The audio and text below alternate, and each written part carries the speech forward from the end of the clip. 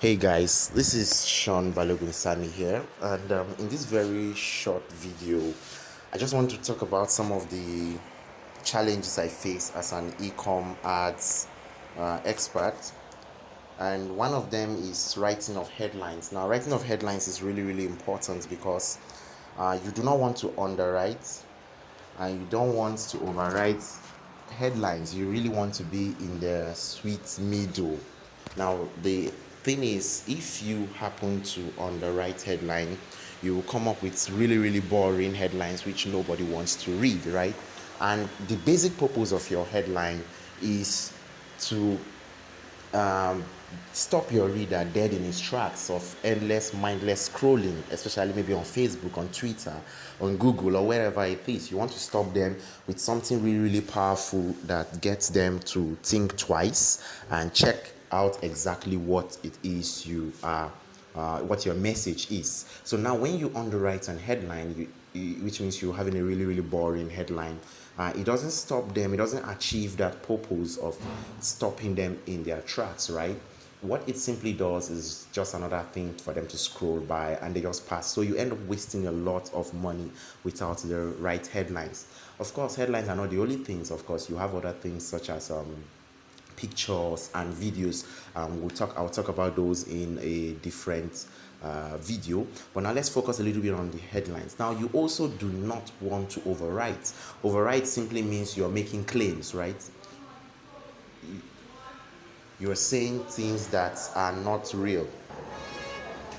Okay, you're saying things you cannot defend, all right, which means you're making claims. And most networks, most platforms do not support making claims, right? The moment you make claims, Google will ban you, Facebook will ban your ad, and almost every other platform will actually ban your ad. So you have to avoid making claims when you are writing headlines, when you're creating headlines.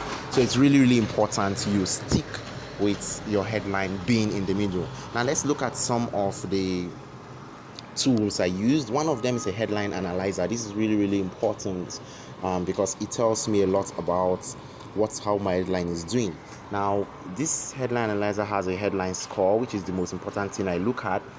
For me, anything above 70 is good, but I try to aim for 80 or 75. All right, so this particular headline says this new remedy can get your health back without drugs. That's the particular headline I'm using, and it gives me a score of 75. Now, why do I like this site is that it gives you a balance of how your words is working. Now you can see it tells you what's a common word, it tells you what's an uncommon word, it tells you what's the power word, it tells you emotional words as well. I don't think there's any here, however I still got 75, which is really cool. It can tell you emotional words, it can show you the word count, character count, it can tell you the type of headline you're using. Is it a how-to type, is it a generic type, and other stuff like that. Now it can also tell you the reading level, who can read it, can a small child understand it, or is it something just for medical doctors? So you have to understand your target audience first. If you're trying to reach people who are not highly educated, then you have to consider using very simple words, because when you're trying to reach people, say maybe in a technical niche, you're selling maybe computers, or you're selling microprocessor chips, all right, you need to talk to computer engineers. You cannot be using easy words. They need to know what you're talking about. But when you're selling something to a simple person who is not really in any way educated on that particular topic, your words are going to need to be very easy and understandable. Okay, so and that's topic for another video. Maybe I will do that some other time. Now it also tells you about sentiments. What is your headline really looking like? Is it giving positivity, or is your headline a negative or fear-based headline? So you can get all that here.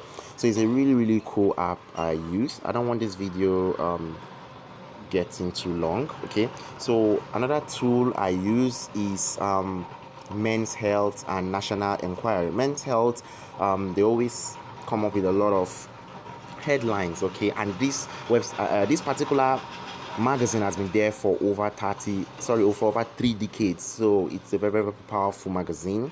And you can always see all these headlines that copywriters have put. These are really powerful headlines that have brought in millions and millions of of dollars for the advertisers. All right. So it's always good to consult this. You will get ideas of how to generate a lot of headlines. Another is the national inquiry. It's not open here, and I do not want to open it at the moment. But another tool I use is share through. I usually use this, but I stopped after discovering the previous tool. The difference is that share tool does not tell me when I use power words, emotional words, or all those other stuff. So it's not really as cool as this one, co-schedule. So this is really, really cool.